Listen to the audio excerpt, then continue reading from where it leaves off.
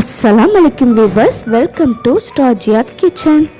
இன்றைக்கி நம்ம கிச்சனில் பெரியவங்கலேருந்து குழந்தைங்க வர எல்லாருமே விரும்பி சாப்பிட்ற முட்டை கொத்து பரோட்டா ஹோட்டல் ஸ்டைலில் எப்படி பண்ணுறது தான் பார்க்க போகிறோம். வாங்க எப்படி செய்கிறதுன்னு பார்க்கலாம். 4 பரோட்டா எடுத்துக்கோங்க. அதை இந்த மாதிரி பிச்சு போட்டுருங்க. பாருங்கள், இந்த மாதிரி குட்டி குட்டி பீஸாக பிச்சு போட்டுருங்க. 4 பரோட்டாவுக்கு நீங்கள் 5 முட்டை எடுத்துக்கோங்க. ஒரு பெரிய வெங்காயத்தை இந்த மாதிரி கட் பண்ணி வச்சுக்கோங்க.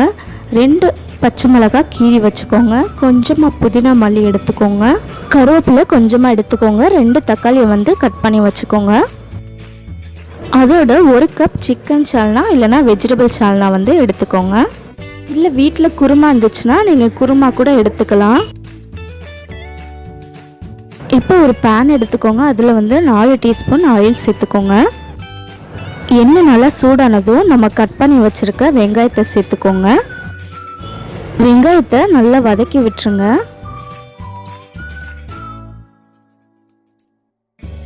வெங்காயம் நல்லா வதங்கினதும் அதில் நம்ம கீறி வச்சுருக்கிற பச்சை மிளகாயை சேர்த்துக்கோங்க.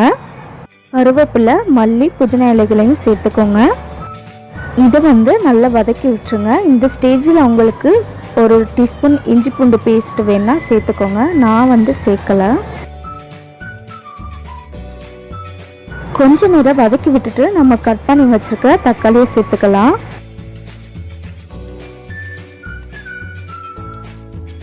தக்காளி நல்லா வதங்கினதும் அதோட 1/2 டீஸ்பூன் மஞ்சள்தூள் சேர்த்துக்கோங்க.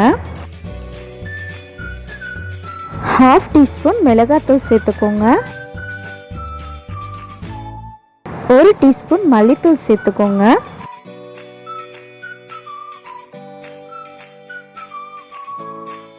லைட்டாக வதக்கி விட்டுட்டு ஒரு 1/4 டீஸ்பூன் கரம் மசாலா பவுடர் சேர்த்துக்கோங்க.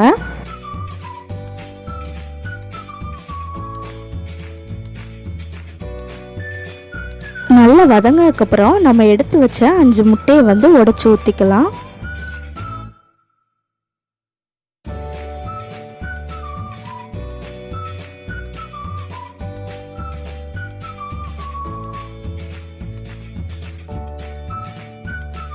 தேவையான அளவு உப்பு சேர்த்துக்கோங்க. நம்ம உடைச்சி ஊற்றின முட்டை பாதி வேகிற அளவுக்கு நீங்கள் நல்லா கிளறி விட்டுருங்க. பாருங்கள், ஹாஃப் குக் ஆயிடுச்சு. இந்த ஸ்டேஜில் நம்ம பிச்சு வச்சுருக்க பரோட்டாவும் சேர்த்துக்கலாம். முட்டை ஃபுல்லாக வெந்ததும் நீங்கள் பரோட்டாவை சேர்த்திங்கன்னா தனித்தனியாக தெரியும், நல்லா மிக்ஸ் ஆகாது. ஸோ பாதி வெந்ததும் நீங்கள் பரோட்டாவை சேர்த்திங்கன்னா நல்லா பெர்ஃபெக்டாக வரும். நீங்கள் மிக்ஸ் பண்ணிவிட்டு 1 டீஸ்பூன் பெப்பர் பவுடர் கூட உங்களுக்கு வேணுன்னா சேர்த்துக்கலாம். பாருங்கள், நல்லா மிக்ஸ் ஆயிடுச்சு. இந்த ஸ்டேஜில் நம்ம 1 கப் சால்னா சேர்த்துக்கலாம். சிக்கன் சால்னா இல்லைனா வெஜிடபிள் சால்னா எடுத்துக்கோங்க.